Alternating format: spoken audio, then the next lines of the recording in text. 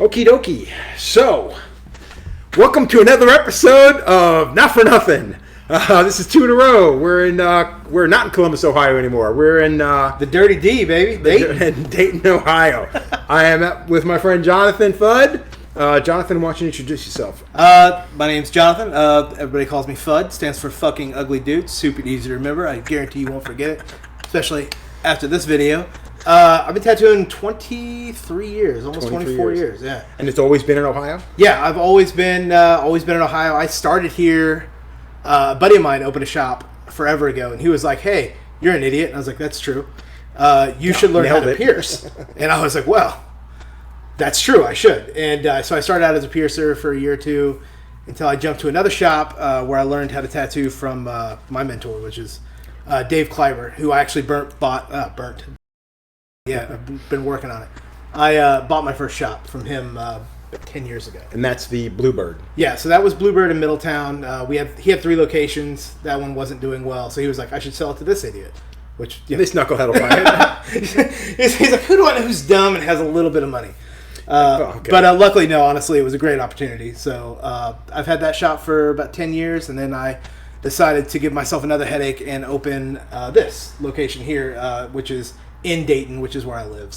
And this location, so this was a tattoo shop originally, you said? Yeah, this was a hood shop. It was really rough. Dude, it was ghetto. But it's got literally like the best location in the city, so I just waited until they got evicted. Nice. Well, I mean, but you still put quite a time, you put a lot of time, money, and energy into the space. Yeah, this was 5 months of no sleep. I still tattooed full time. I still tattooed 7 days a week, 'cause I'm an idiot. So I still tattooed full time. I was in here at 6 a.m. until I had to go to the other shop and tattoo, and then I was here until 2 a.m. and I slept about 4 or 5 hours a night. Jesus. So this shop started out. So this shop is now called Anchorhead. So the Anchorhead. Excuse me. It's okay. Anchorhead, and this is Anchorhead Empire. Anchorhead. This is Anchorhead Empire. And then the other one down south is Anchorhead Rebellion, because I am a Star Wars nerd. Yeah, so if you could, I mean, if you don't get the heavy Death Star theme in the back, and again, the cameras do this no justice whatsoever. It's daylight out. I was actually hoping to do this at night because I thought, but we're basically barging into the summer right now, so the daylight is not going to give up anytime soon, and I'd rather do this when I was wide awake and whatnot. So it's unfortunate because I wish we could tattoo in the dark because my shop looks way cooler at night. I drive by it sometimes and I'm like, yeah, that's dope. When I saw the pictures of the lights, I was really blown away. It's become a lot of shops are kind of going with these lights, which are really nice, but it works really well in this. I started seeing this on detailing videos, like guys who detail cars and fix dents and things like that. These are the garage lights that they have and those kind of things to eliminate like shadows and this and that. It leaves a really nice, not natural lighting, but like overall lighting without like doesn't cast a lot of harsh shadows, like almost no shadows. No, it's wonderful. That's way cool, and it goes very well. So, and I'm glad you brought up the whole geek thing because that was one of the things I wanted to talk to you about. So basically, you've been doing shows overall for quite a few years, regular tattoo conventions and whatnot. But you were one of the first people, and again, I'm not saying that you were one of the first people to have taken part in like things like Star Wars Celebration, the tattoo conventions or the small tattoo booths that take place within like Comic Cons and stuff like that. But you were one of the first people I was introduced to that like that. You and Kale, as a matter of fact. Yeah. You introduced us to Kale. You came by the shop with Kale. Kale's amazing. That's what you call putting it into the universe. So I met Shane Turgeon, 2005, I think. And now Shane's the guy who did the Force in the Flesh books. Okay. So he was the first dude to go over and just collect Star Wars tattoos and then put them in a book. Which I don't know if you've seen Star Wars tattoos before, like 2012. Good. No, well, it's funny. Having said that, there's a fellow named Adam Hayes. Guy Hayes he used to own Red Rocket. Now he's down in North Carolina. Yeah. Dude, that guy was one of the. Actually, I will admit, he was one of the first people I'd met that worked a tattoo convention. He worked a show in Manhattan at the Armory. It was a comic book convention. He was the only tattooer on the floor. I'm like, how the hell did you get a booth here? And he was just like, I just know some people. And I didn't know him back then. Yeah. I just introduced myself to him. But he nothing but kick-ass Star Wars flash and Star Wars tattoos in his book and stuff. And he never got into the whole... He never did anything with you guys or did any of the celebration stuff. Yeah, I don't know if he did anything with Celebration. So the first time... So Celebration 3 happened in Indianapolis, and they had kind of billed it with being like, there's going to be live tattooing, and it was the first time I'd seen that. So I went, well, I mean, obviously I went for Star Wars, but I went specifically for that. And Indianapolis, I don't know how it happened. I don't know the ins and outs, but Indianapolis was like, fuck no. They didn't allow it. No. So it was a bunch of dudes tattooing the little fake skins. It was the first time I'd actually even seen that. Oh, that fucking sucks. So a bunch of dudes just sitting around tattooing the fake skins and selling them for like $100 a pop when they do. Oh, that's a portraits. bummer, dude. And so I'd met Shane and kind of talked to him, and then there was a girl, Nikki, that I knew that actually ended up teaching her how to tattoo that was kind of juiced into that whole scene. And I met Mark Draven, and Mark Draven's the guy who runs the Ink Fusion Empire. Right, exactly. So Mark is the dude. Mark's the gatekeeper. Mark is the dude. Like, if you want to do Celebration, you want to do any of that stuff, like, he's the dude who sets all that up. And I went to talk to him, and I said, I told everybody, I said, I'm going to go tattoo at Star Wars. And this was 2014 at this point. Right. And so somebody's like, yeah, he's at the Horror Hound convention in Sharonville. And I said, okay. So this is a horror convention? Yeah, he's a Horror Hound. And I went down there and I met him and I shook his hand and I said, Mark, I'd really love to tattoo at Star Wars. He's like, that is not going to happen. I was going to say, there's a fucking list a mile long. So there's a list. Yeah, there's a list a mile long. And he's like, this show's been booked for a year. He's like, it's full. There's just absolutely no way. He's like, but, you're a nice guy. And I showed him some of my tattoos, and he was like, I'd love to have you at another very small convention. You can come to that. And this would be a normal comic book convention? Yeah. Okay. And so that was how we left that conversation. And I went back to the shop, and everybody said, how'd it go? And I said, great. I'm going to go tattoo at Star Wars. And everybody's like, are you fucking serious? Yeah. What the fuck? So I bought a ticket to Anaheim. It was the Anaheim show back in 2014. Maybe it was 2015, I forget. And I packed all my shit, and I just flew to Anaheim. I think the worst comes to worst, you'll tattoo someplace else. Yeah, I fuck it, So I show up on day one, and Mark's like, hey, you're here. And I said, yeah. And he's like, can you believe somebody didn't show up for their booth? I'm like, that's great. I have all of my shit. Fuck. And he was like, are you serious? And I'm like, fuck yeah. So he's like, well, do you have your bloodborne pathogens? I was like, I have everything. And he's like, motherfucker, so dude, really? I want to tattoo at Star Wars. And that's how I got in. That's fucking killer, dude. I didn't know that. Yeah, that's fucking amazing. And he immediately hands me this giant tattoo of Darth Vader disintegrating into little pieces, and so essentially he's like, "Well, let's see if you're any good." So we're just gonna throw this out there. Knock yourself the fuck out. No warm up. It's fine. Yeah, exactly. And I ended up. I had the booth wasn't even set up, so I had a bunch of Shane Turgeon's boxes of his Force in the Flesh books, and I've got them built like a throne around me, and I'm sitting on them. And I've got my client sitting on these books, and Star Wars on stacks and stacks of these stupid books. That's fucking killer, dude. That's amazing, dude. That's fantastic. It's great. I mean, Star Wars Celebration is one of those shows that it's an experience. It's overwhelming at times. So one of the things, and we don't want to dwell celebration because that's a very small portion. Yeah. Of all the other conventions. So I met Mark. Well, like I said, what we said before, I met you through Jimmy Litwalk. Yeah. And then you guys were heading up to Mohegan Sun, I think, or Foxwoods. Yeah, one of the casinos. I think it was Foxwoods. Yeah, and you and Kale came through, and you introduced me to Kale, and you were like, man, if you ever want to do one of these shows, man, let me know. Yeah. And I'm like, yeah, dude, I'm always interested, whatever. And Kale, in turn, introduced me to Mark. Yeah. And I did the Rhode Island convention, and it was different. It was definitely different than what I was used to. Yeah, they're definitely if you're used to doing tattoo conventions and you get into doing the comic book conventions, that is a learning curve, right? Because you're not the center of attention. You're not the attraction. You're not the thing people are there to do. Exactly. You are the thing that people are. They're like, I've got an hour before my meet and greet. That's what drove me crazy was all the fucking. And I get it. We're there as a secondary thing. Yeah. You know what I mean? Or for the one that I did, I shouldn't say we, but you guys are there as a secondary thing. And it really came off as being that because it was a fucking bummer. People be coming up and they're just like, I want to get this tattooed like here. And I'm like, cool, man. I'll be done in 5 minutes. Like, give me a minute. Well, I gotta be downstairs in 45 minutes. And I'm like, pardon? And they're like, you're not gonna meet and greet with such and such. And I'm like, all right, man, that ain't gonna happen. It's gonna take me 10 minutes to break down, set up, and then get you in the chair at the third. I'm like, we're gonna be cutting it close. All right, I'll come back after. And then they just disappear. They off. Well, like I said, it's the hardest learning curve because people are, like I said, you're not the main attraction. You're not what people are there to do. It opens up a lot of opportunities. I mean, I've met like a ton of people there. Like, weirdly enough, like we couldn't meet up on times, but like I was supposed to tattoo like Jeffrey Dean Morgan, who made like 4 different like semi appointments with me.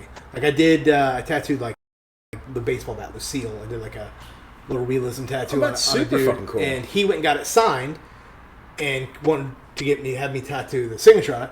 And then he was like, "Who did that?" And he's like, "Oh, this guy here." And he said, "Well, go get him." So they rush me over there like I'm going to meet the fucking president. We're like weaving in and out through lines, like pushing little kids over. Like this nobody gives a shit. Tattooer coming through. Yeah, I'm like, I'm important. Somebody more important than me wants to. But so I mean, it was one of those things where I got to meet Jeffrey Dean Morgan. I've met like tons and tons of photos hanging in your stations and stuff like that. Yeah, I got to work with like Robert Englund on some stuff. I got to meet Stan Lee before he passed. That's fucking cool. So it did open up a lot of opportunities to do a lot of cool stuff. You right. know? And I think if you're interested in doing those kind of things, like that's really the reason to do them. Right. Exactly. You know, it's more about the experience and the community that builds. You're not going to go to most of those conventions. You're not going to go and walk away with, you know, doing half sleeve tattoos. I mean the one I had done, like I had put out a bunch of comic book, like we had done a bunch of different events at my shop, and one of them was a comic book day, so we had all kinds of comic book flash. We did a Deadpool day, so I had like fucking 5 sheets of Deadpool flash, so I pretty much got to do stuff off of that. And then people were bringing their phone up and they're like, I want this Punisher logo, and you know, you kind of have to work on the fly. It's like working at any good street shop. I mean, it was fairly busy. It wasn't as busy as I was hoping, but also Rhode Island. The big thing I noticed with Rhode Island, what a lot of the artists, and what I mean by artists is like artists on our Artist Alley, and they were complaining about the fact that there were so many celebrities at it that it does take away from people wanting to spend money on actual, you know, different types of merch. Well, it gets crazy expensive, man. Like, and I remember, like I said, I mean, I've been doing the convention circuit now for 10 years. Jesus Christ. And you do notice that, like, a celebrity 10 years ago, they'd be like, hey, you know, you can come meet me for $20 and get a photo. Is $150 now. Dude, fuck that. There's guys like Chris Nunez and fucking the other broad fucking charging money to fucking come and, you know, go take a photo with you and sign your fucking picture of me and shit for $40, $100, whatever it is, man. It's like, whatever. Yeah, it's like, get fucked, man. But again, there's a difference between a proper celebrity. I mean, I think the convention we did, the guys from Vacation, like Chevy Chase and all the people from Vacation were there. And the thing is, like, there are there's a handful of every one of these things that somebody's got. There's somebody there you got to. Well, I mean, it's reignited a shit ton of careers for like the guy who played Flash Gordon. Oh yeah, like that guy had I don't think he really had a reboot in his career, but I mean, he is doing a little bit more than he was before, which is kind of impressive. Oh yeah, you know, I mean, that's kind of cool. I was at one and I got to meet William Zabka, who's the dude who plays Johnny in Karate Kid. Oh shit! And this was a year or so before the new Karate Kid came Cobra out. Kai. And it was just his booth was over kind of near us, and like we bullshitted and caught up, and it was a really cool thing. Where like that day, you know, that weekend, you know, he had a fairly steady line. You know, he did really well, and then, you know, Cobra Kai comes out, blows up, and I get to see this dude that, you know, now he's got a line down the hallway. And it's like, you feel good for dudes like that. You're like, yeah. Well, that's what I'm saying. I think awesome. it is nice to see. It can be depressing in some cases, because I remember having gone to 1 or 2 horror conventions and seeing big name actors, and they're basically sitting there waiting for people to get something to sign. It is kind of again, I'm not the fan that you are, so for me, it's kind of like, I'm geeky. It's like, man, that's a bummer, dude. This guy used to be a great actor. What the fuck's he doing here, man? And he's just sitting there, fucking, you know, signing autographs or waiting for people to come up and recognize him. So it's kind of a weird thing. Yeah. But it's also really cool that guys like, you know, like the guys who play these monster villains and stuff like that, like Michael Myers and shit. I don't know the guys' names, but it's cool that they're getting this recognition outside of the costume. That's, you know, it's kind of fun. It's cool, you know. It's a weird when you deal in celebrity. Like when, like, First off, like, fame kind of loses something when you have to tell somebody you have it. Yeah. So that's a weird thing. And it's also weird, like, fame is, like, celebrity in general is such, like, a weird thing that, like, to somebody it's super important. And to the person standing next to it doesn't care. Oh, and that's the whole point of anything collectible. You know what I mean? Any kind of collectability thing like that. It's always gonna attract a certain type of person, and then that person will have their own little group of people. You know what I mean? It's like anything. It's like any kind of hobby or anything like that. So I get that part of it. I do. It's just not my gig. I have a buddy that I tattoo, and he was a professional wrestler. So he was on he was an Impact wrestler guy and this and that, and on the TV and traveled to every country. And I was in Seattle, of all places, tattooing. And this guy's like, I'm a big wrestling guy. And I said, oh, it's great, man. My buddy Dave's a wrestler.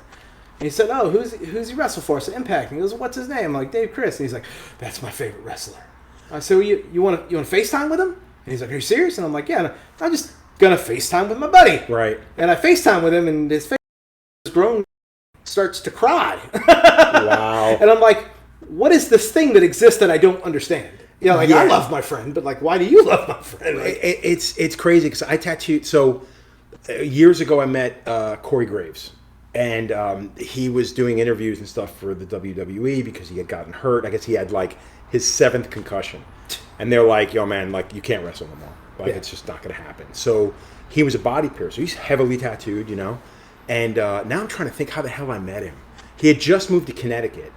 And what ended up happening was he knew who I was because he was a body piercer down in Florida. I worked in a shop, heavily tattooed, you know. And he moves to Connecticut because the WWE recognized, like, his devotion and his loyalty and his talent for talk. And they were like, hey, man, you want to come up and do do some mic commentary, and you know, you're heavily tattooed. And I guess he came up with the idea of this, like, tattoo talk or whatever. Yeah. So he would talk to all these heavily tattooed wrestlers, and he had his own little internet show. And then from there, he went on to being an announcer, and then, you know, interviewing the guys after the matches and stuff. So now, basically just doing that for the WWE. So kudos to those guys for hooking up people who've been injured and finding a place for them. And he's really fucking good at it. He's a good-looking dude. He's in great shape. He's heavily tattooed. Yeah. He looks the part, you know. He goes and brings, I can't remember the wrestler's name. And this is probably breaking every fucking wrestler geek law, but I cannot remember this fucking dude's name. But there were people that, after I tattooed this guy for this internet program, and I just did a couple of letters, like a date and a little crown. Nothing else the guy had on him because what he wanted didn't match anything he had his other 4 kids, you know. And dude, it blew the fuck up. And then when it got online, a good friend of mine who was a semi-professional wrestler, this guy Ron Zombie, he's just like, dude, you met Corey Graves? You met, I can't remember the fucker's name, but you met that guy? He's like, dude, I know Corey. I wrestled with Corey. I'm like, have you really? And he's like, yeah, dude, you know he lives in Florida, in Connecticut now. And he's like, does he? And I explained the whole thing. And he's just like, so the next time he reaches out to Corey, and Corey's like, I didn't know you knew Ron. Dude, it's like this whole little clique of people. You know, I have another friend in Pennsylvania. He was a tattooer, used to wrestle semi-pro.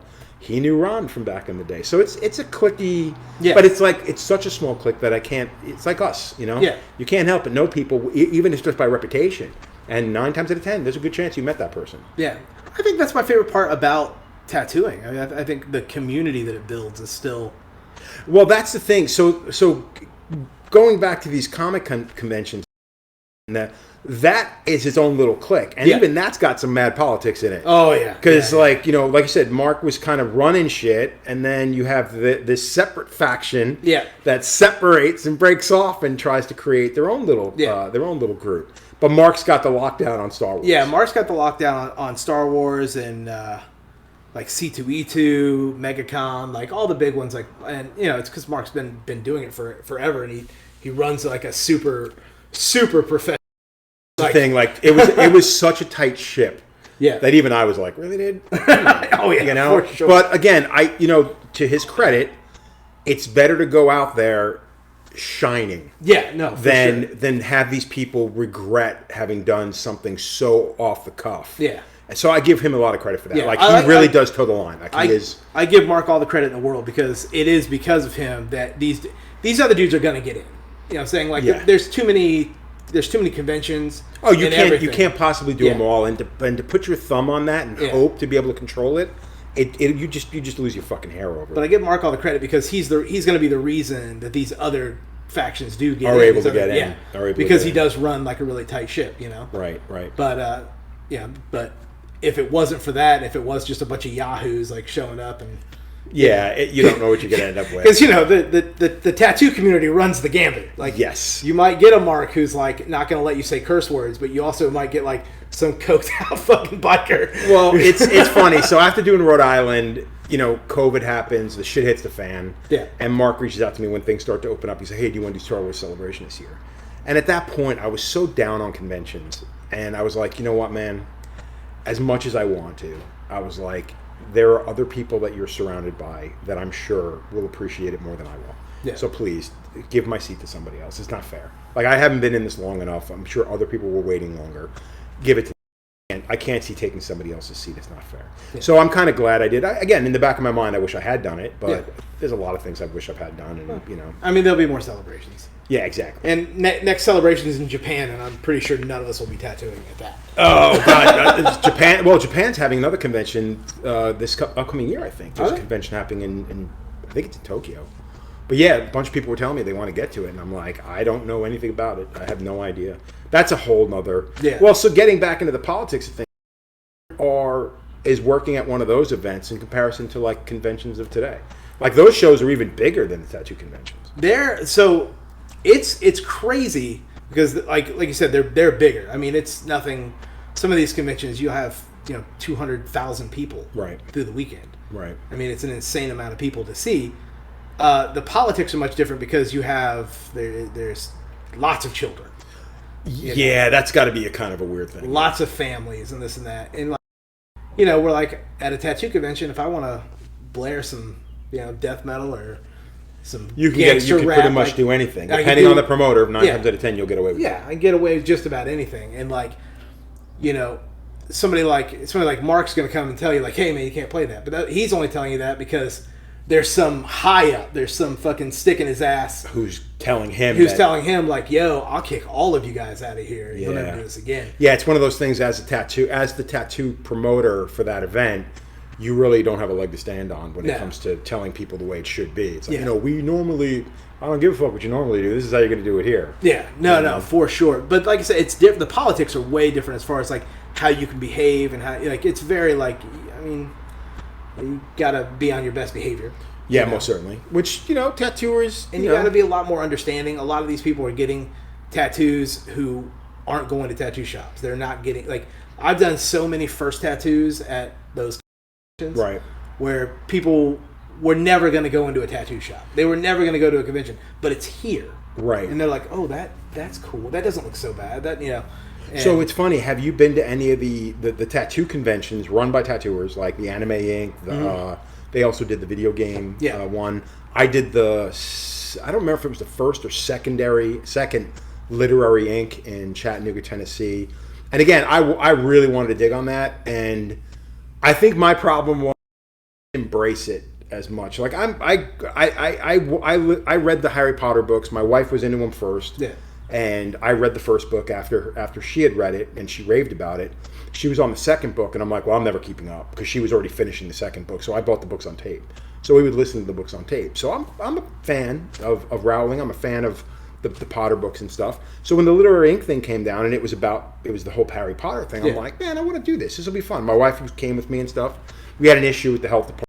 Fucked because my wife used to own a shop in fucking Chattanooga. Knew the fucking health department guy. She fucking trained his dopey ass to fucking work that thing. Of course. Went to learn how to do all that stuff when she owned the shop there 25 years ago. And they were just like, well, we never got your number and your money. And they're like, you did. And because we couldn't prove it right then and there, because my manager was not in the shop at the time, so I had no way of proving that we paid them. She just didn't. She's like, I don't need a tattoo. It's not a big deal. So I had set up all this flash, but everybody set their booths up and stuff, and I'm like, yeah, I can't. It's too much. I just don't. I don't have it in me. And again, we flew to that one, which was stupid. And so, but I dig on the idea of what they're trying to do. Yeah, I truly do. And the anime show, and I agree. And this is where I'm going to get to the point which you were saying. These people are never coming into a tattoo shop. When I went to the anime show in Richmond, you're right. The people that attended that convention, I'd say 2/3 of them would have not have gone to the Richmond convention. Yeah. and probably only go, if they go to shops at all, they're going to go to like a handful of other shops that are a little bit more PC and on their level. You know what I mean? And that is not an insult. I'm sure there's going to be a lot of people that are going to be pissed off. I should make a fucking little clip of that just to fucking wind motherfuckers up. You? No. Yeah, exactly. No. It's not meant as that, but it's the God's honest truth. I don't think those people really give a shit about our world. Yeah. And they don't feel comtemple in our world. No, so no. therefore they want their own place. Yeah. And I think the Anime Inc. convention was really, really clever. And that's why I'm surprised you've never done any of those shows, because you have a great love for all that kind of stuff. Yeah. I just I kind of dropped out of conventions right before COVID happened. I was in Texas tattooing. It was one of the comic conventions. It was the Houston show. I'm trying to remember what the name of that show was. I can't remember. Anyway, I'd gone down with a buddy, another buddy, Mark, not that Mark, although that Mark was there. Right. I was actually going to stay with him and Peter Mayhew. And Peter was the guy who played Chewbacca. I was going to say, I know the name, yeah. So he played Chewbacca in all the Star Wars movies. He was staying with him? Yeah, so Peter lived in Boyd, Texas. Okay. Which is right outside of Dallas. Okay. So we were going to go down there. We were going to go stay with Peter. I met Peter through Mark years ago. I was into woodworking. He was into woodworking. So we had like weird cool. So you just kind of hit off. And he was building a what he called the Wookiee room on his property. He had this compound with a bunch of buildings on it, and it was a collection of all of the stuff fans had sent him over the years. And there was like a handmade like Wookiee doll that this Japanese man had made. That's fucking cool. There was a book this thick of every day that he worked on a picture of him working on this book. I mean, we're talking about he had Harrison Ford's thermos that he like on the first Star Wars movie that he stole. And we get off the plane and we get a call from Angie, his wife. And he had passed away that night. That's a fucking bummer. So we ended up going out to his house and being with Angie and his kids and everything. And she was still nice enough. He wanted us to see it, so she took us to the Wookiee room and showed us all the stuff. And it was a weird thing, like where I didn't tattoo, and I trying to help his wife with his booth. Big Mark also helped. Run his booth where they just did like a book to sign in, and like it was a weird thing where it just kind of like it became like the convention was still so important, but at the time time it's more about being around somebody who needs you, and it just kind of then like so I kind of bowed out of some conventions for the rest of the year, and then COVID hit, and I was like, I need to take a break, because at the time I was doing 2 or 3 conventions a week or a month, and I just needed to take a step away from it. And then that's kind of when the Anime Inc. and everything, that stuff all started popping up. Like after COVID, it started getting real big. Real popular, yeah. Just hadn't got back into it. Like, yeah, I can understand that. Like, it's funny, because I'll get people that'll reach out to me and be like, oh, man, we're doing this convention. We'd love to have you. And I'm like, yeah, I'm good. And they're just like, what do you mean? Like, it's the first year. Like, it's going to be incredible. We're doing this. We're doing that. I'm like, dude, I don't want to be the one to say I've seen it all, but I've pretty much seen it all, and I really don't fucking care no more. Yeah. Like, it's gotten to the point where, and again, I understand this is me being a dickhead and just being... who gives a fuck anymore, but it is just that. It's like when you've seen so much stuff happen, and you've just seen how much has been taken for granted, and how many people just take advantage and just don't give a shit no more, and all they're doing is, they're just looking to make the fucking buck. You get to a point where you're like, yeah, I'm good, dude. I don't need to fucking do this. So now, like, when I do shows, they tend to be on the smaller side. Yeah. They tend to be more about being around my friends. The whole point of doing this was to be around my friends, to see my friends. Like, dude, I've been saying since you opened this place, like, I want to be out here. I want to check the place out just to see it. I mean, you times now. Yeah, at least. I mean, the least I can do is try to get out here and see the fucking place, let alone try to work it or whatever. So I will admit this was the perfect opportunity to do it. I feel a little cheap considering it's Hell City. That's all right. That's the way it works. I think I've gotten to the point where like I really want to do conventions kind of based off the promoter, like who I know. Like I just did the Morgantown, West Virginia show, and Rocco runs that show, and it is one of the best run shows I've ever been to. So we were talking about this earlier about how I was talking with Derb about it last night, about how the conventions have now become, well, not all the conventions, a handful of conventions have become more about taking care of the artist. When the artists come through the door, even if there's not a great turnout, maybe they didn't make a ton of money, the promoters treated them in such a way that they sit back and go, yeah, I'm coming back to this show. Yeah. You know what I mean? I was kind of like, and then it got to a point where it's like, you know, again, it's the same thing. It's like, I'm not as invested in the idea. Yeah. And as much as I really, really do appreciate what they're trying to do down in Chattanooga with Literary Inc., I just don't, it's not, I'm not going to put that much time into it, and it's not worth me going to. Maybe as a fan going there and checking it out for a day, like the Anime Inc., I would never work it, but it was definitely interesting to walk around it and check it out. I think I kind of want to go and check out some stuff. I want to check out the Anime Inc. show. I haven't done it yet. What disappointed me about the Anime Inc. was a lot of the booths, as far as the vendors and stuff, were all the same shit. Yeah. You know, and I remember years, I mean, man, we're talking fucking 30, 35 years ago, but I remember when opened up in Manhattan and Tokyo Pop and all those different shops. Dude, we'd make a trip from the island, Long Island, to go to Manhattan, and we take the train in to go to those stores because they had stuff you could not get anywhere else. You know what I mean? And now with the internet and everything else.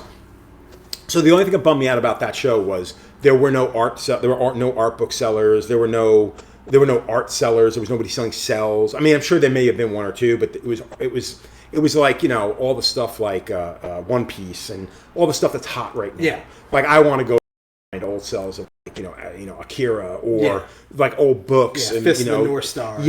Or fucking, you know, Ninja Scroll or just some really cool, crazy shit that I used to watch back in the day. Yeah. And unfortunately, it was none of that. And I remember the first time I went to Japan and coming home with, dude, like, I didn't come home with all the Japanese art books, like all the Kiyosai prints and whatever else, like whatever other tattooers picked up, that's where all the guys took me. Like when we went to Chopstick, they were like, oh, we go here and we go here and we go here, and I'm like, cool.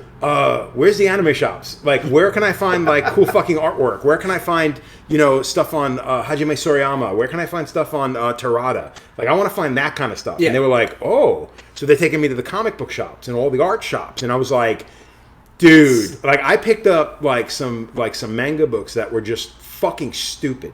Like, just the boxes they came in, the props they came with, and I was just like, everybody's like, dude, where are all your Hokusai books and stuff? I'm like, dude, whatever, man. I picked up one or two small books, like, because you have to, but for the most part, I just picked up a bunch of, because to me, that's what I was into, and for a short time, I was like that, and every now and again, I pull those books out, and I'm like, dude, you got to start drawing like this. Like, like, you know, to hell with all, like, I don't want to be a traditional tattooer. I mean, like, I'm not good at it, and I don't have the wherewithal to be that guy, so I'd rather do this kind of stuff, which is kind of what I've been doing, you know?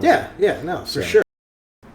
Yeah, I always find that, like, it kind of goes back to what you're saying. Like, you used to have to hunt that stuff down. Yeah. You know? And that's my point being, is a little disappointing that there was nobody like that. Yeah. Like, for a bit, when you did the Richmond convention, the Atlanta convention, there was an Asian cat that used to come, and they'd give him a booth outside, and it was, well, that sounds really bigoted, but they had like two giant tables, and dude, this motherfucker brought all this imported, like, I don't think it was Japanese. I think they might have been more Chinese books, but it had a lot of Japanese mythos and stuff like that. I wish for the he was a staple at shows for a long time. This motherfucker came in and cleaned the fuck up. Was he at those early Philly shows? Yeah. Dude, to clean the fuck memory up. Unlocked. And the amount of stuff he used to bring and be able to sell was cool as shit. And again, unless you were savvy enough to go to New York and go to crap, what the hell was the name of there was a magazine bookstore in Manhattan. It's still there, I believe. And you can buy any Japanese import. And they were the ones that brought in all the Japanese art books, all the fucking tattoo books, everything you could possibly imagine from Japan. You can go there. I remember Rodney Raines, whenever he'd come into New York, he'd be like, hey, I'm going to go to Manhattan for a day. And he'd hit this fucking bookstore and spend like $1,000 easily like that. Because the books weren't cheaper. Because of the way they were still coming in, they were still $300 books. Yeah. But dude, you could find stuff there you couldn't find any place else. God, I wish I could remember the name of the place.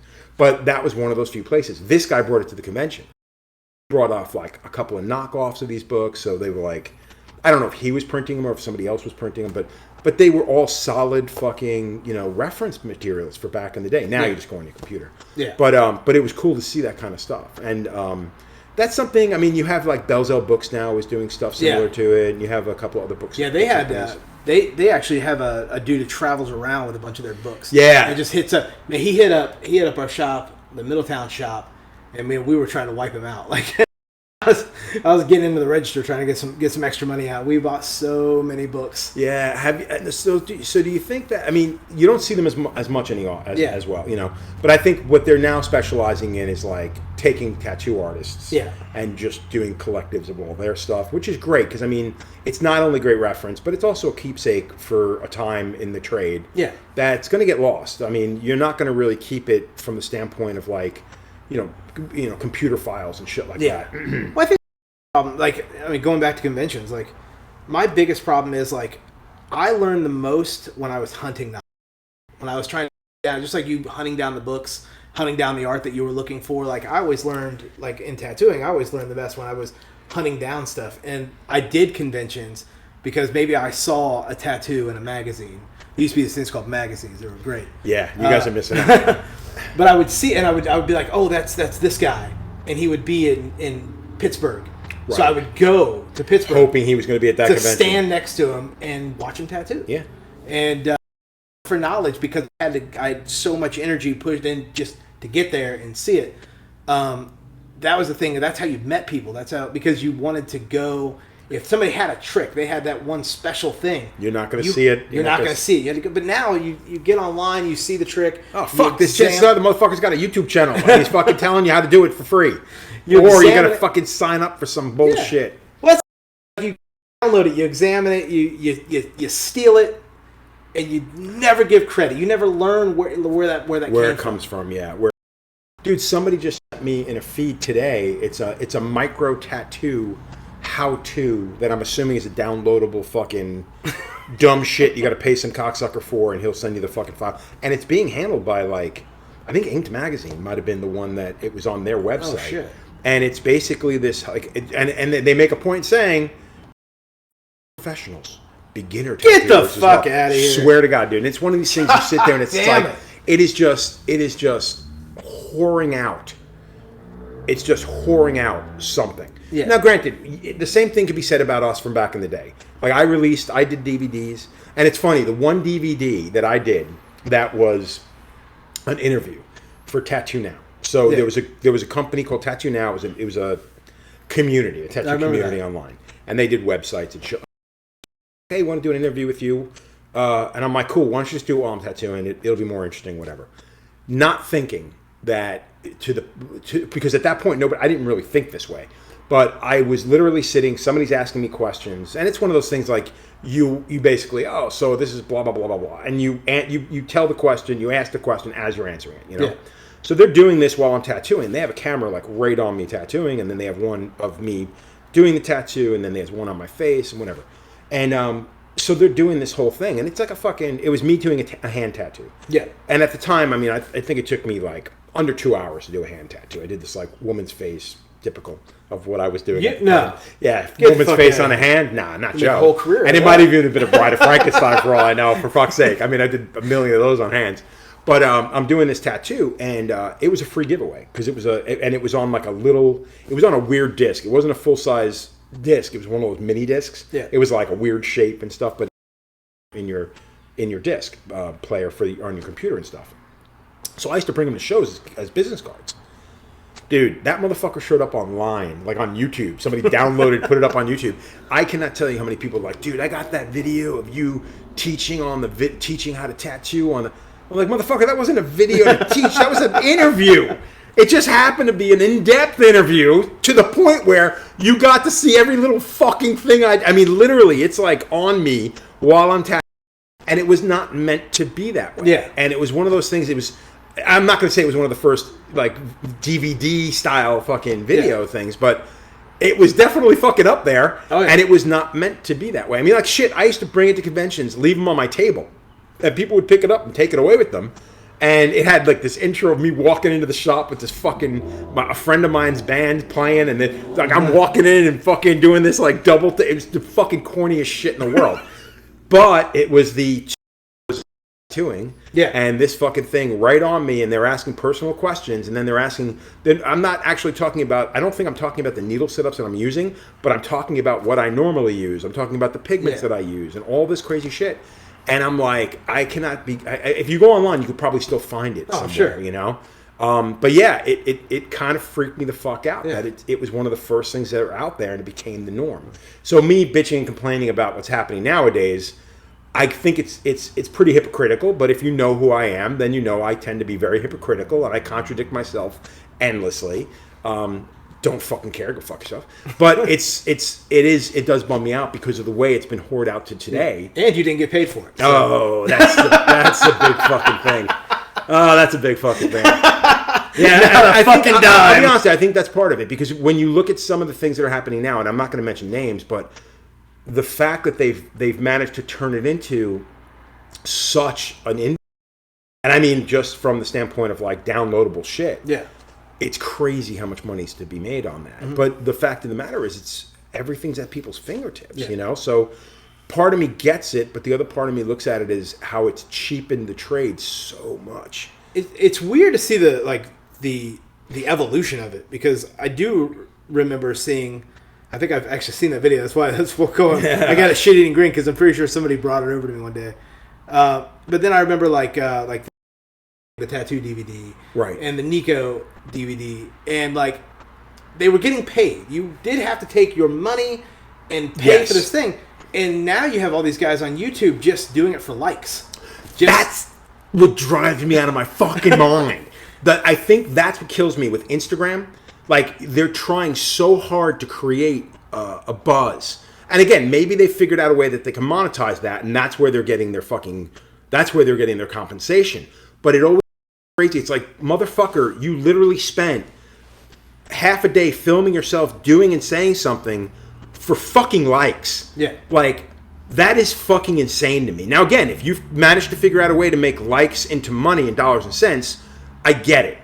To a degree. I still don't agree with it, but I get it. Yeah. And maybe they have, and maybe I'm not gleaning what the fuck they're doing. But to see these fucking has-beens, and your fucking has-beens, to see these fucking people out there just not giving a rat's ass and just dumping it out there. Yeah. And these people, everybody's just going out, yeah, man, it's on Instagram, dude. It's free. It's there for anybody to take.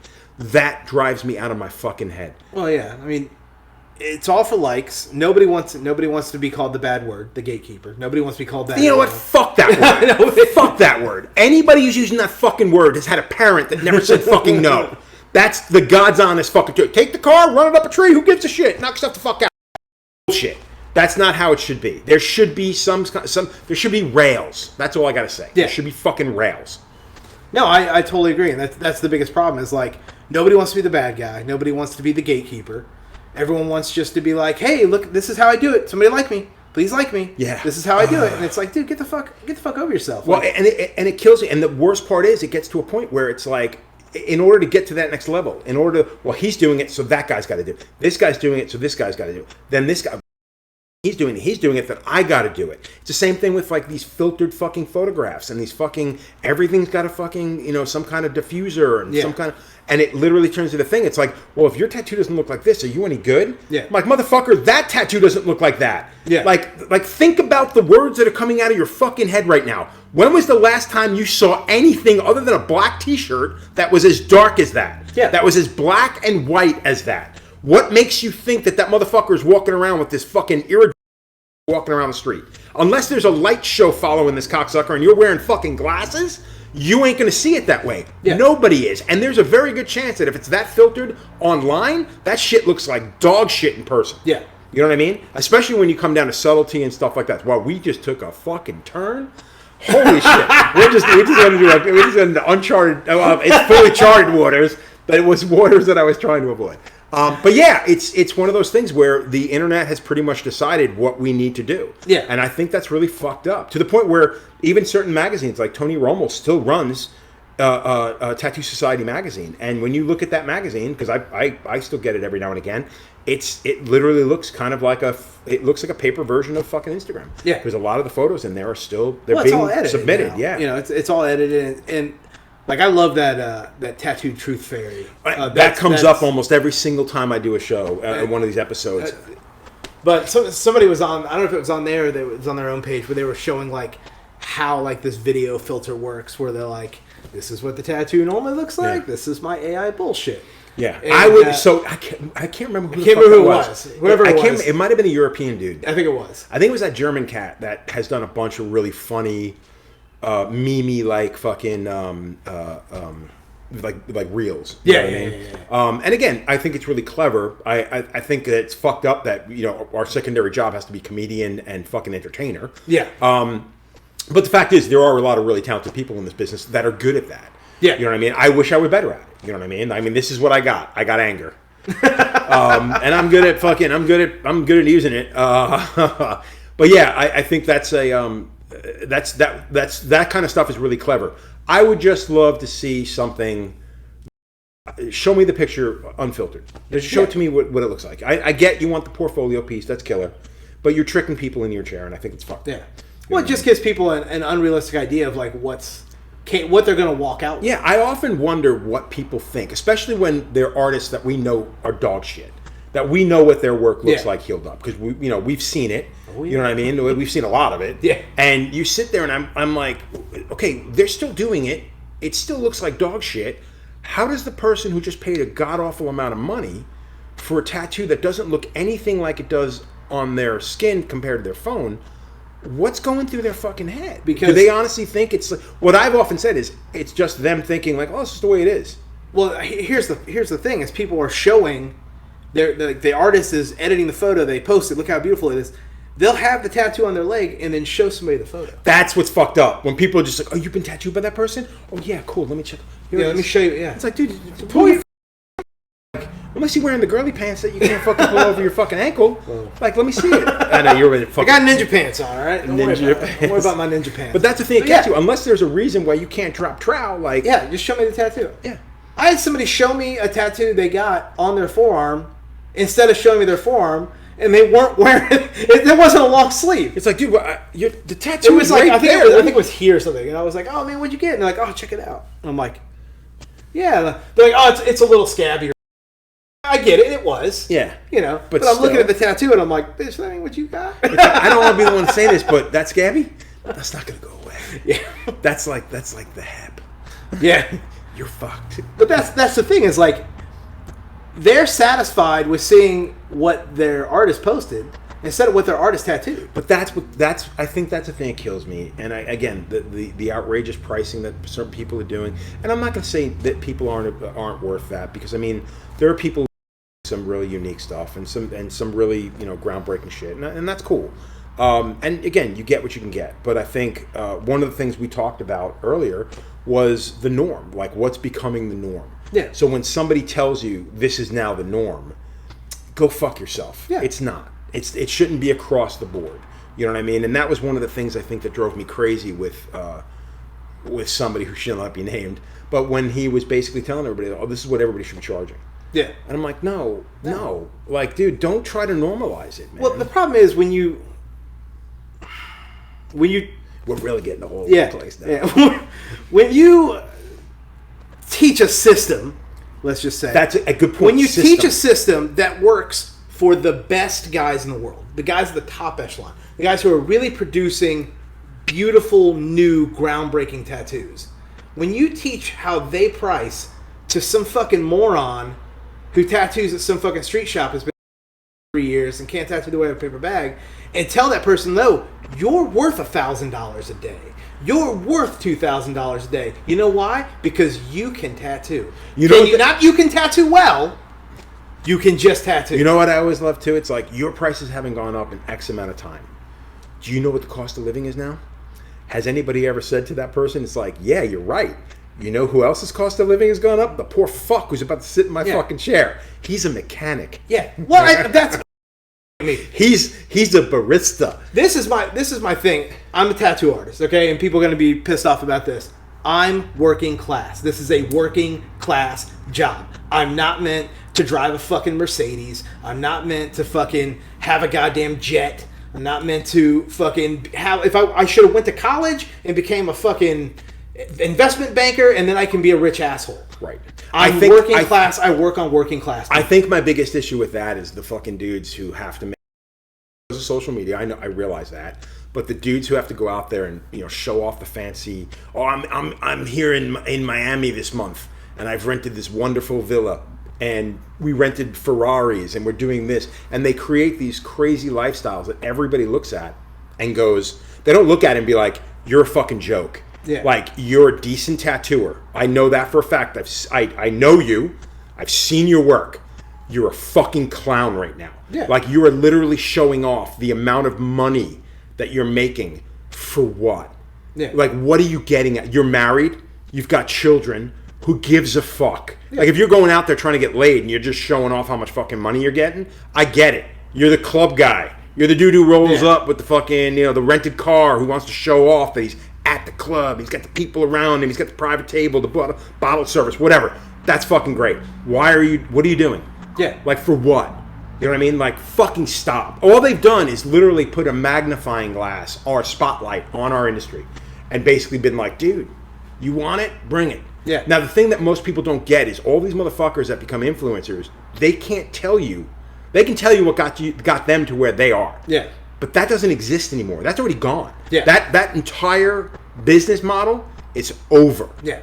You have to figure out your own way of making your way. Mm-hmm. You know what I mean? You can do exactly what that fucking person did. Yeah. Same thing with me back in the day. But at that time, you had 10 years to do what I did and make a name for yourself. And I know for a fucking fact that the people I told that what I did to get to where I was did the exact same fucking thing. Yeah. And a lot of them made a name for themselves. What didn't keep them around and why they disappeared is a couple of them were total douchebags, and one of them is notoriously a fucking douchebag.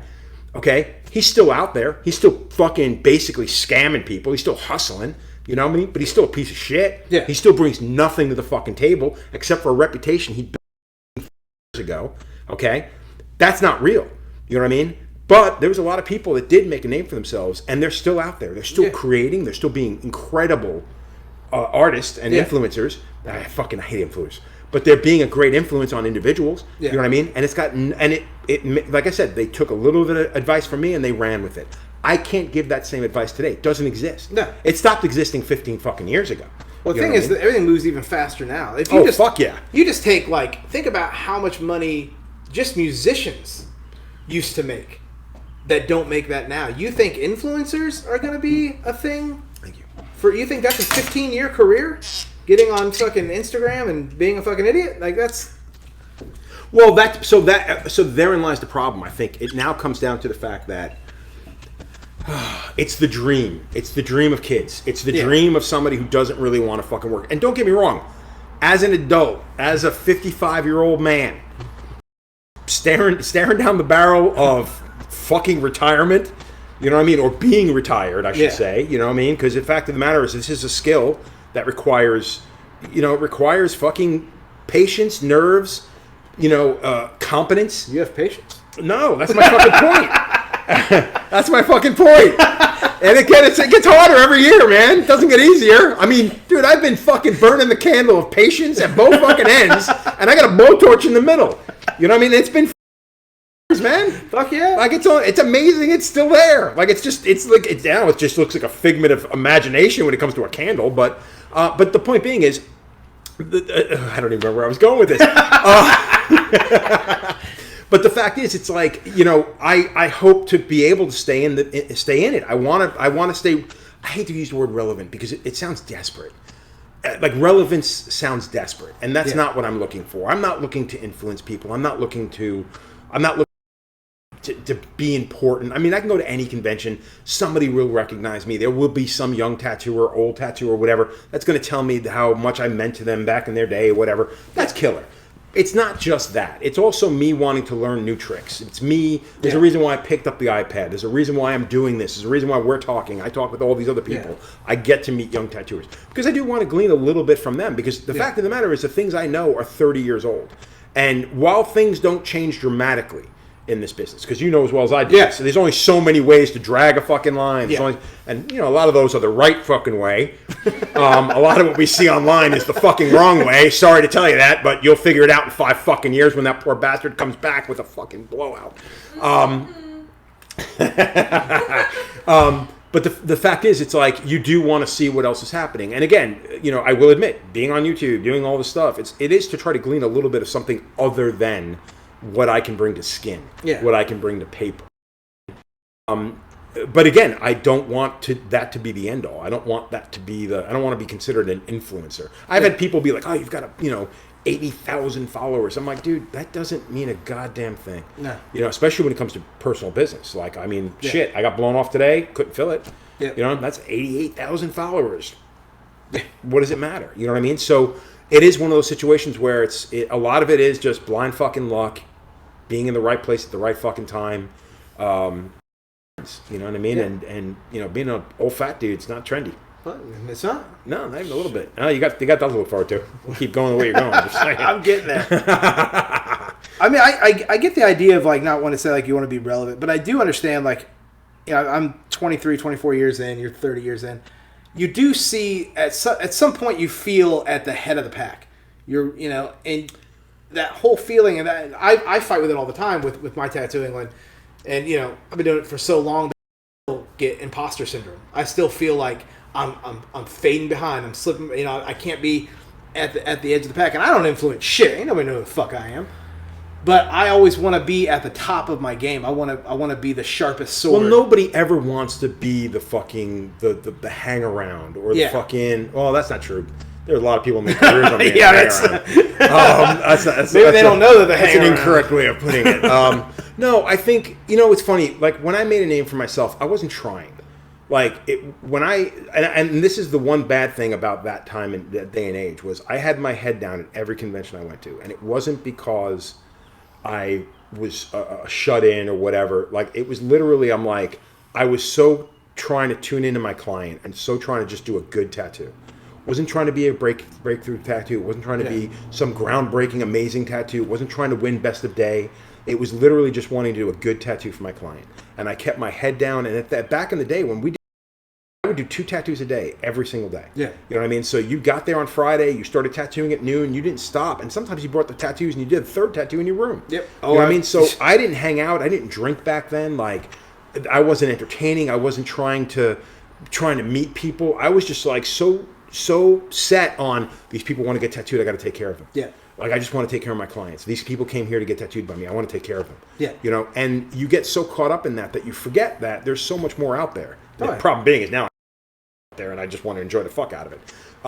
But it is one of those things where, and then you get to a point where it's like, dude, what the fuck am I doing? Yeah. Like, I've been all over the fucking world, and 9 times out of 10, I don't go beyond the fucking lobby of the hotel. I mean, I did that for so long. You eat Denny's because it's within walking distance. You go to fucking, you bring stuff to the hotel room because you don't want to leave the fucking hotel. Yeah. Like, it is the most ignorant way of thinking. And now it's like, no. Now it's all about living life. Now it's all about getting to watch other people tattoo. Yeah. Talking to people. Trading artwork. You know what I mean? Doing whatever you can to kind of glean that little something, that little bit of knowledge that you might not have been able to get when you had your nose down in your fucking tattoo and you're not paying attention to anything else. Yeah. Again, I think that there comes a time and place where you just got to put the fucking work in. Yeah. You know what I mean? Nothing's ever gonna replace putting the work in, but just don't get lost.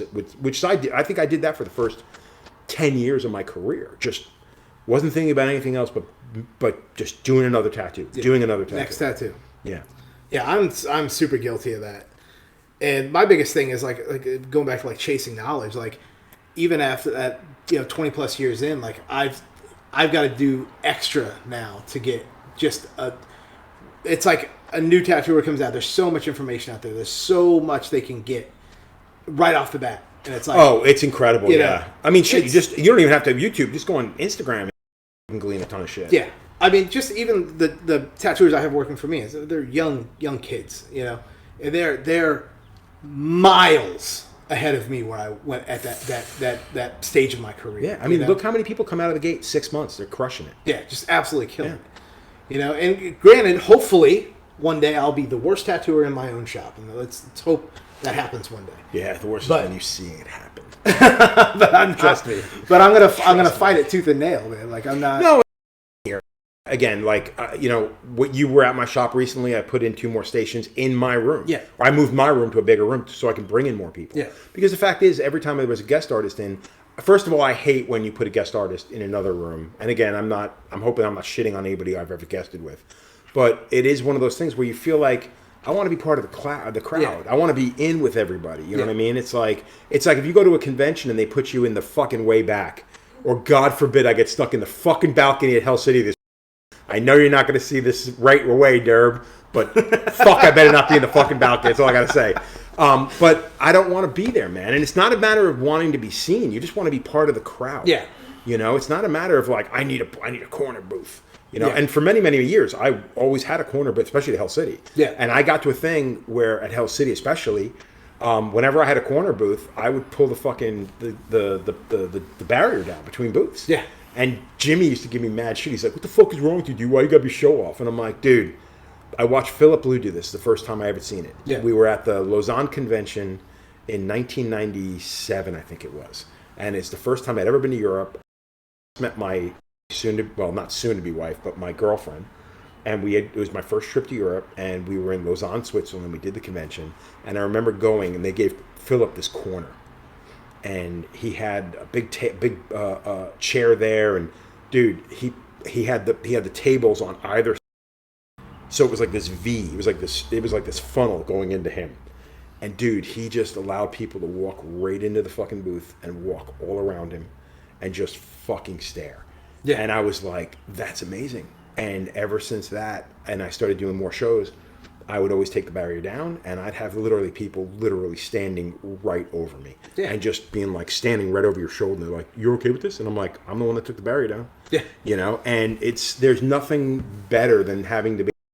They can ask you any question, and they're having a one-on-one conversation with you in the middle of a convention. Yeah. And I always love that. I love the fact that there's no, because that was the whole point of conventions. Is as a tattooer, you want to watch people tattoo. Yeah. So get there, get up their ass, man. Like, ask them questions. You know what I mean? Like, that's what the whole thing is about. It ain't about winning awards. Well, shouldn't say that. It's nothing but winning awards for clients.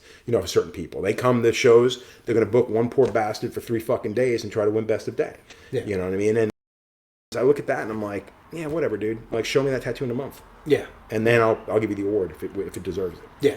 And that's being mean, but who cares? Fuck it. Well, I guess the problem with some of these conventions now is like there's so many categories. What did I say? I was at some show and they did like 3rd and 4th place tattoo of the day. Oh my Christ! What? Like, it's like a participation award. Like, it's like, oh, you were up here. Here's a lollipop. There was a convention fairly recently here near where I live, and I got on. I'm friends with a bunch of the people that live around here. I'm very much involved in the community around here, and I see shops that I know that 8 awards to this shop, and then another shop I know they won 9 awards, and then one dude won 7 awards, all for the same fucking show. Is this one of these shows? One of the starts with a V. Oh, don't you worry. But No. it's just one of those things. Like, and I'm stoked for those dudes. I'm stoked. It feels good to win an award. Yeah. You know what I'm saying?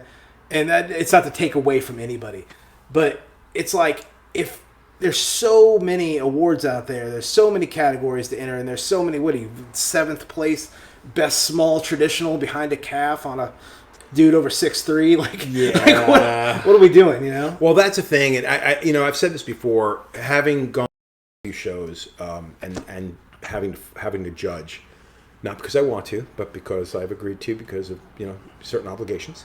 And then judging if anything, it's made me more jaded because you get to see a lot of these tattoos not age well. Yeah. And that's a bummer to see. Yeah. Like, because you look at it and go, in the magazines, this is gleaning this person tons of fucking business. And to see it in person, you just realize it's a mediocre tattoo at best. Yeah. And that's kind of a bummer.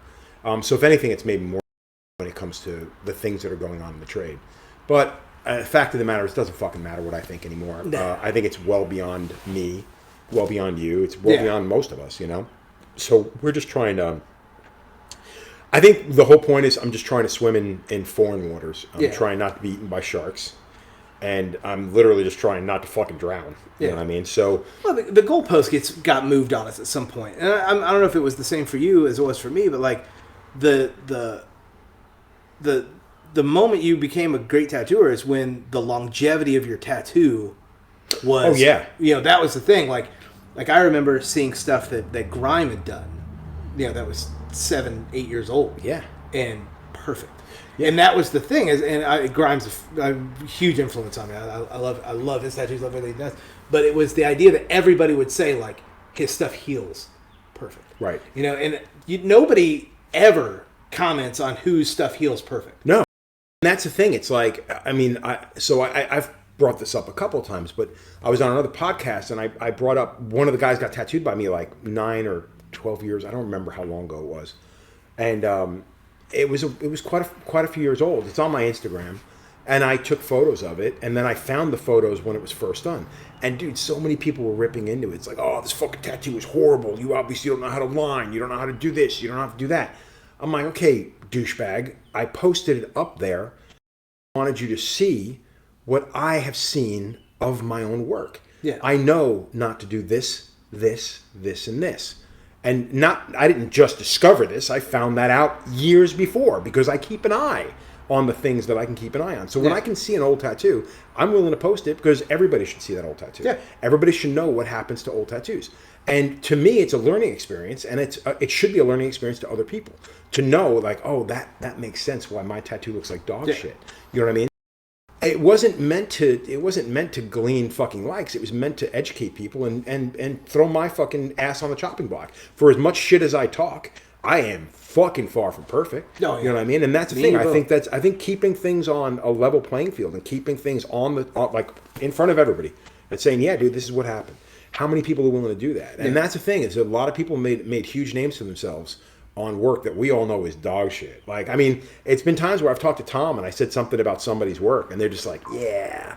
And because he was in Europe for so long, he saw the stuff. He got to see the stuff he held. I was like, what did it look like? And he's like, just make it. He wouldn't say anything. He wouldn't go crazy, but he would just be like, yeah, it's not what you think. Yeah.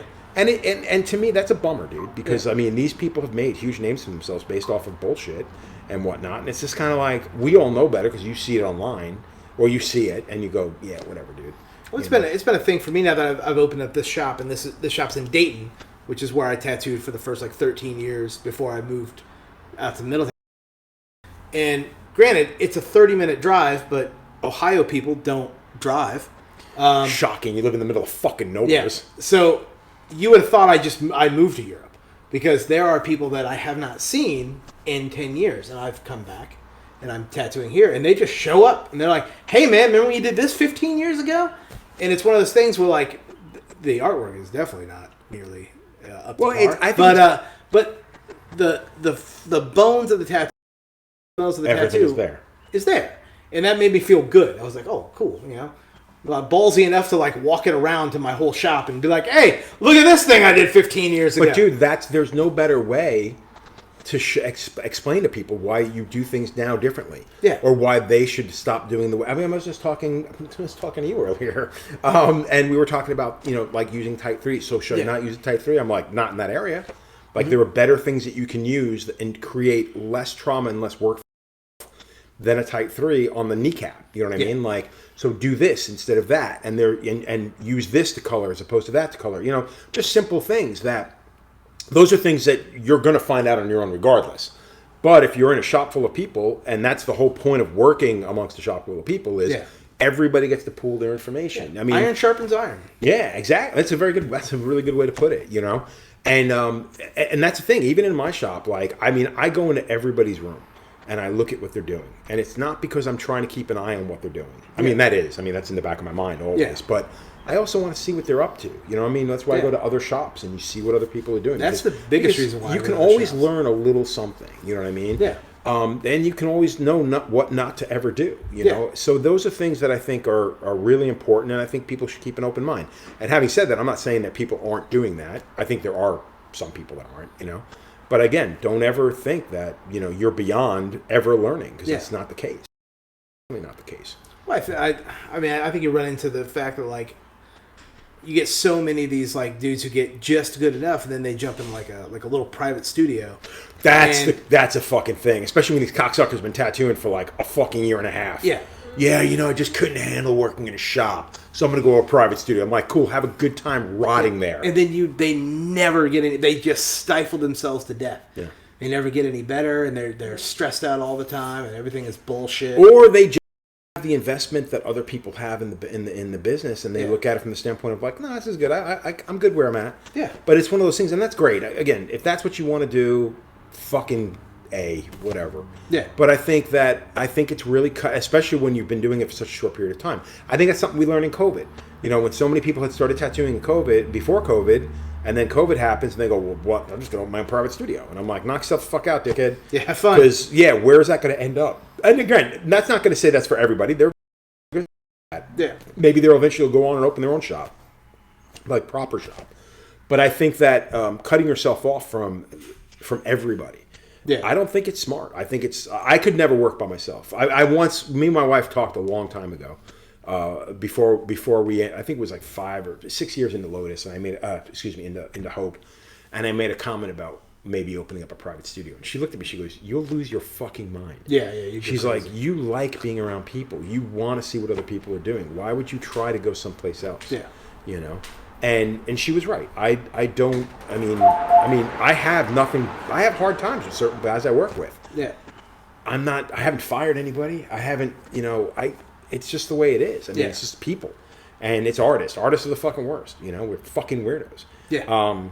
So it's one of those things like I want to be around people, whether, for good or bad sometimes.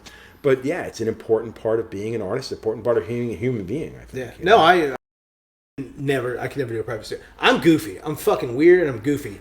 And to do weird, goofy shit by yourself is depressing. Oh, God, could you imagine? You'd have to see now if you had a camera in there and it filmed everything, you could have an amazing YouTube channel. I possibly could. And, I got people that came to work for me that were worried about being, I'm kind of weird. I'm like, I promise you, you're not. And I don't thrive in that environment. I don't thrive. No, I think this is my private, special little piece of shit, and it smells. We were talking exactly. We were talking earlier about like going to other shops and doing guest spots and being the off-color one. Yeah. And saying things that were not PC or whatever. Definitely. And I'm one of those guys. And as I've gotten older, I've become a little bit more aware of other people's feelings. But there also comes a point where a joke cannot be left to lie. Yeah. Somebody does or says something. Shit. You're just sitting there just going like, man, I know everybody's gonna be offended by this, but. And you know what I mean? And it's one of those things where it's like everybody else says, "What the fuck is wrong with you?" And I'm like, "Dude, that was fucking funny. I don't care if you don't understand it because of your God, anything I say from this moment, fuck it, your situation or your whatever." Yeah. But the fact of the matter is, it was fucking funny. Yeah. Open up a little bit, chill the fuck out. It's a tattoo shop. Yeah. Well, I think that's one thing that like. I hope we never lose in tattoo shops, and there's a lot that don't have it. There's a lot of shops that like when people start saying safe, and whatnot. I think that, I don't. So do you hand out headphones as soon as people walk in, and nobody's on the same level, or your artists capable of handling every mental trauma, fucking pronoun craziness that comes through the fucking door? It's like, and there comes a point where you got to sit back and be like, no, dude. Sit in the chair. You're my client. I'm your tattooer. Let's have a good time. Yeah. Let's open some doorways and some. Yeah. You might have to hear art jokes, but. Yeah. Let's have a conversation. Let's talk about some weird shit. But yeah, it's just. I hope we never lose that part of tattooing. I don't think we will. I mean, the fact of the matter is the world's entirely too large, and there are the fact of the matter is we're old. Unless something happens like some kind of killer plague that just takes out all the old men. Which, by the way, COVID. Yeah. But unless that happens, I don't imagine we're ever going to disappear, and our influences are never going to disappear. I think that there's always going to be a place for everybody, and that's what matters. It's like it's not a matter of us shitting on anybody. It's a matter of I don't agree with it. There's a shop out there for you. Knock yourself the fuck out. Yeah, now there's conventions for you. There's fucking suppliers for you. There's something for everybody. As ridiculous as I think that is. I get it. I am an old man who doesn't think the way everybody else does. I'm not looking to offend everybody I walk past. I have no problems offending some, on purpose or not, whatever. But the fact of the matter is like, I don't think there's always going to be a place. It's like the coil machine thing. It's never going away, dude. No. There are entirely too many people that know better. And that's the God's honest truth. They know better, that rotary machines are a joke. And while they get the job done, they're not better than coil machines. You know what I mean? I honestly believe that. Yeah. I honestly believe that. I think they're a great tool with a limited life expectancy, and it's good for what it is. If you've never used a coil, you should, just to have a point of reference. Yeah. And I think that's been the big thing with my life in general. I was around during conventions 27 years ago, and they were incredible back then. Yeah. Coming to the conventions now, it's not just because I'm tired and old. They're just not the same. No, they're not. And let's hope it gets back to it. Yeah. Probably I think that's not. That's not. So, is there anybody else you want to offend and piss off? Or oh God, yeah, everybody. Mother Teresa, go fuck yourself. Gandhi, suck my cock. I don't know. No. Is there anything else you feel good with ending on just pissing off this group? Yeah, let's just piss off everybody. I don't give a shit. Don't be a dick. Yeah, that's a good thing. Don't be a fucking dick. If you have something that you feel people need to know and people hear from you, what would it be? Honestly, really, to be serious, like, don't be a dick. Like, don't take yourself so fucking serious. We all do this job because there's something inside us that wants to create. And it's hard to create when you're an asshole. Don't take yourself so fucking seriously. Like, let somebody make a joke. Let somebody not like you. Number one. Let somebody not like your tattoos. Let somebody not... It's okay that people don't like some of my tattoos. It's okay that some people don't like me. See, I don't think that's the problem. And I do. I kind of wanted to end it on you saying all that stuff, but I can't help myself. So you're gonna have to come up with a better one than this. God damn it! No, but it. I don't think that's the problem. I don't think people have a problem with people disliking them. I don't think artists, tattooers in general, have a problem with people not digging on what they do or not digging on the way they think. I think at this point in the game, these motherfuckers live in that world. Like, they don't give a fuck. They want people to dislike the way they are, the way they think, the people they hang out with. Like, you don't see that. You don't see that there's a... I guess I don't wow, I'm getting all fucking... We're getting to the end of the fucking thing and I'm starting to get amped about it again. I guess I don't see it because I'm old also. And when I didn't like somebody, or somebody didn't like me or anything like that, then we fight. Okay, that's a different... Yeah, that's a total different way of handling it. I'm just saying, like these people now, like, who live in that world, they live in the world of attention. But they would rather have that attention than to have no attention. No, I agree with that. But we also live in a world where, dude, it's like a giant dodgeball court. But it's not like, there's not one line. Yeah. We're dealing with like some kind of crazy mathematical fucking pizza of lines. And people, everybody's got their own little slice.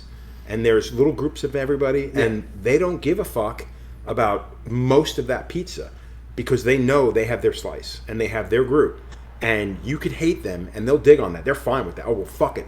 I got like a whole pizza slice over here of individuals, a little echo chamber, that hate you as well. Yeah, that makes sense. Because we're not talking about individuals that are like these weirdo shut-ins, which, by the way, they are weirdo shut-ins sometimes, but they're in a cave and weirdo shut-ins.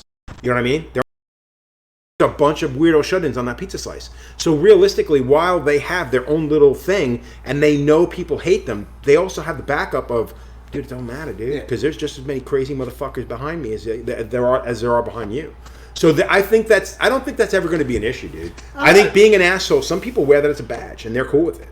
And again, I don't necessarily entirely have a problem because there are people that say, "Oh, you're an asshole." And they're not entirely wrong. No. You know? But I think going back to what I was saying is, like, it's okay if somebody doesn't like you or doesn't be upset about it. You don't have to be a dick about it. Yeah.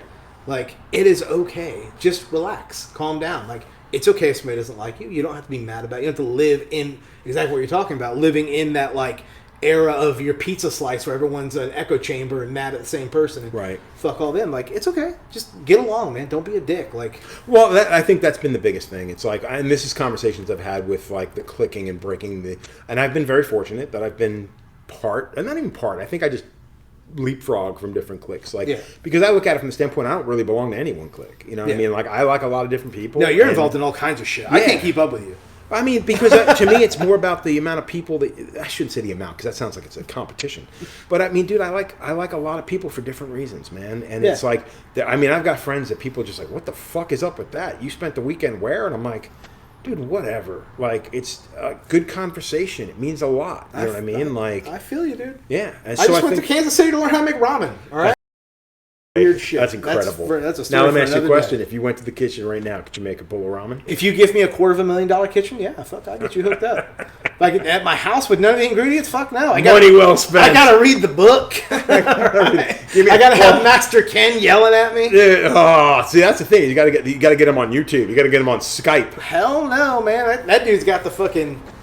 He's got the cheat code. He went to Japan, learned a thing that nobody else learns, and comes and teaches.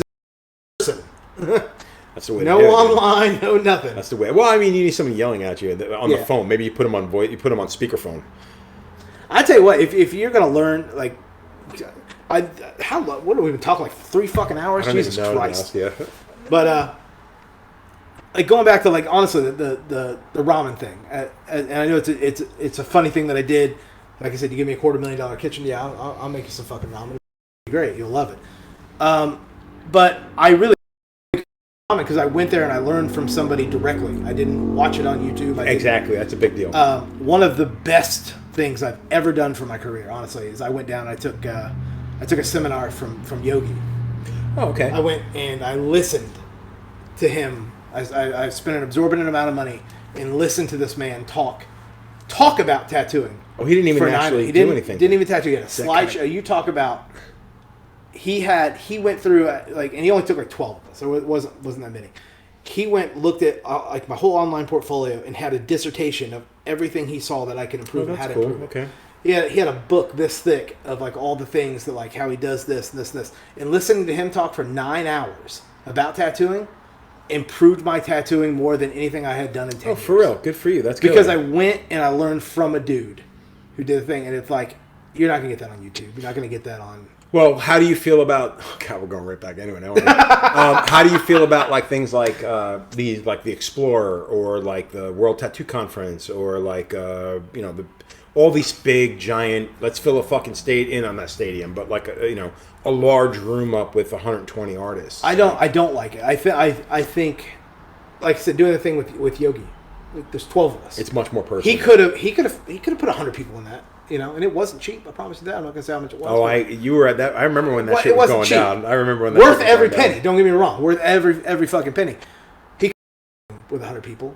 The dude is a master at what he does. But he didn't, because he knows that there's a certain amount of people that after that somebody's not learning and somebody's not getting their money's worth. And that was what he was worried about. Well, not for nothing. That's nice to hear. That someone wasn't just about like, oh, we got 20 more seats. Yeah, and he could have filled it up. You know what I'm saying? Yogi's not driving a fucking Mercedes. Like you know what I'm saying? Like he's not a dude who doesn't need the money. You know what I'm saying? Like he could have put people in there, but he knew like that's the level. And I do think when you get to these conferences, you got 120 people listening to Jeff Gogwe talk about painting. That's great. I would love to learn from Jeff. That would be amazing. But in a conference hall with 120 other people, there's only so much you're going to do. Yeah. So I did this thing called the IMC. It's the Illustrated Masters class. It takes place in Massachusetts, and it's put on by, I think it's 12 different illustrators, and they're all over the country and sometimes of the world. And I don't know how many people it's limited to. It's limited to under 100 people. Yeah. But the joy of it is it's 1 week, so it's 6 nights on a college campus. You stay in a dorm, which was fucked for me because I'd never gone to college, never stayed in a dorm. So dorm living, fucking communal showers, all that shit, like, and you spend 5 of those days painting. Yeah. And these illustrators are walking around, and there's 3 groups. There's 3 different groups of people. And you belong to those groups, and they they have a project for you. You do the project, and it's from start to finish. And I'll be honest with you, dude, I did the best painting of my fucking life at that event. Yeah. And I learned a ton at that event. But what made the difference was the hands-on Q&A. And they have, throughout the day, there's like four different, not seminars, presentations. Yeah. Every single day. And the presentations are good, don't get me wrong. But they're also a bit weird, you know what I mean? Because there's this thing that goes on where a presenter gets up there and they start telling you about their career. And they break it. They start crying. They break down. And this has happened with tattooers. I've seen this before. And it drives me out of my fucking mind. Because I know they've done this same thing a dozen times. Yeah. It's like, you mean to tell me you break down every fucking time? Like, this means so fucking much. Break down every... Yeah. So it's one of those things that comes off as being a bit of a show, whatever. But that IMC, what you get is that hands-on, like, dude coming up, watching you behind, like, standing over your shoulder. Oh, yeah. I mean, like, whoa, why are you doing that? Why are you doing this? There were things that I was told, like, you shouldn't do this, this, and this. All right, cool, that makes sense. And then they look at your project, and they go, well, what are you going to do for the background? I'm like, well, I'm going to do this. And they're like, well, why aren't you just going to do it black?